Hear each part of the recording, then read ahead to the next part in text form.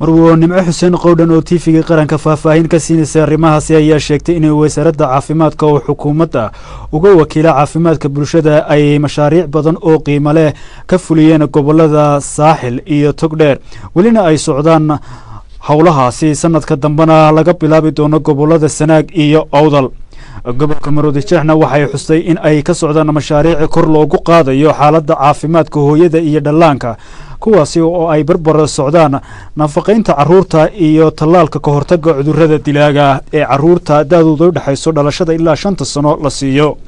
marwo nimco xuseen qowdhan oo ka hadlaysay xaaladda cusbitaalka guud ee magaalada Hargeysa ayaa sheegtay in awood badan ay xukuumadda talada haysa gelisay adeegga cusbitaalka guud ee magaalada Hargeysa xaaladii ugu sareysayna oo haatan marayo marka loo eego xaaladihii uu soo maray cusbitaalkaasi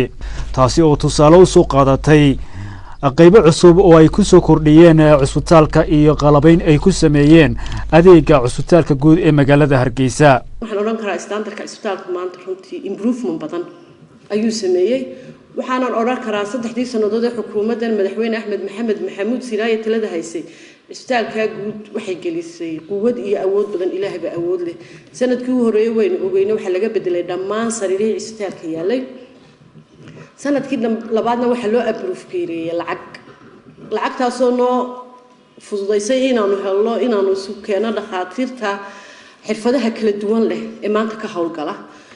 waxaa dhismay qaybta kaliyaha oon hore u jirin baynu ku soo kordhinay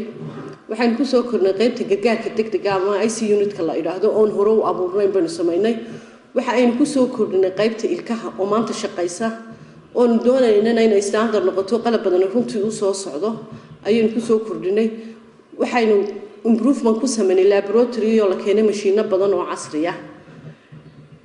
waxa kale oo aynu ku soo kordhinay hadii ay xukunkeeda leeyahay qaybta x-ray oo ah halka ugu muhiimsan dhakhtarku hadaanu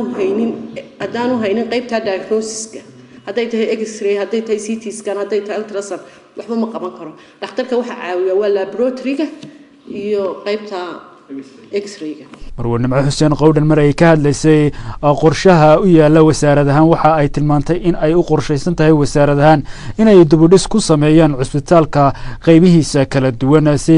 adeegiisu u noqdo mid aad u sareeya.